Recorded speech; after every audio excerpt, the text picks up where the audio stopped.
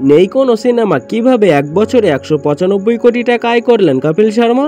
অপরদিকে 12 ইঞ্চি চুল দান করলেন সোনাম কাপুর, জানাবো আপনাদের। প্রথমে আসা যাক সোনামের কাছে। 12 ইঞ্চি চুল কেটে দান করেছেন বলিউড অভিনেত্রী সোনাম কাপুর। সম্প্রতি ইনস্টাগ্রামে এক পোস্টের মাধ্যমে এমনটা জানিয়েছেন তিনি। চুল কাটার একটি ভিডিও পোস্ট করে অভিনেত্রী লিখেছেন, আমি আমার 12 ইঞ্চি চুল কেটে তা দান করার সিদ্ধান্ত নিয়েছি। এত সুন্দর জীবনের জন্য আমার বাবা অনিল কাপুরকে ধন্যবাদ। তার এই উদ্যোগে প্রশংসা করেছেন অনুরাগীরা। কেউ লিখেছেন, তোমার নতুন হেয়ার কাট তোমাকে তোমার মতোই সুন্দর লাগছে। সোনামের এই পোস্টে লাইক দিয়েছেন তার বাবা অনিল কাপুরও। সোনামকে সর্বশেষ 2023 সালে মুক্তিপ্রাপ্ত ব্লাইন্ড ছবিতে দেখা গেছে। এরপর থেকেই তিনি ছিলেন বিরতিতে। তবে অনুরাগীদের আশ্বাস করে সোনাম বলেন, খুব শীঘ্রই ওটিটি প্ল্যাটফর্মে ফিরছেন তিনি।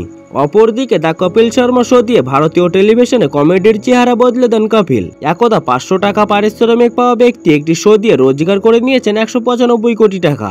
গায়ক হওয়ার স্বপ্ন নিয়ে পাঞ্জাব থেকে মুম্বাই এসেছিলেন, কিন্তু গায়ক আর হতে পারেননি। সময়ের সঙ্গে সঙ্গে নিজেকে তৈরি করেছেন কৌতুক শিল্পী হিসেবে। ইংরেজির সঙ্গে যেন তার আদায় কাজ করাই সম্পর্ক।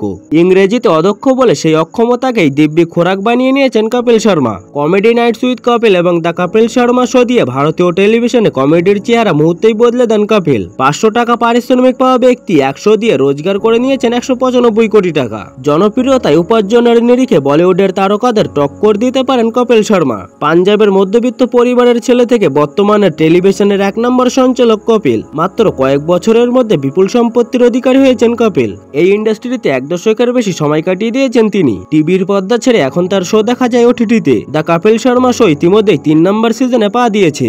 21 জুন থেকে শুরু হয়েছে 3য় সিজন। প্রথম সিজনে কপিল এপিসোড প্রতি পারিশ্রমিক নিতেন 5 কোটি টাকা। মোট 13টি এপিসোড করে রোজগার করেন 65 কোটি টাকা। দ্বিতীয় সিজনেও এই একই পরিমাণ পারিশ্রমিক পান। 3 নম্বর সিজনে পারিশ্রমিক বাড়াননি, তাই 100 করেই প্রায় 195 কোটি টাকা ঘরে তুলেছেন কপিল, এমনটাই জানা গেছে।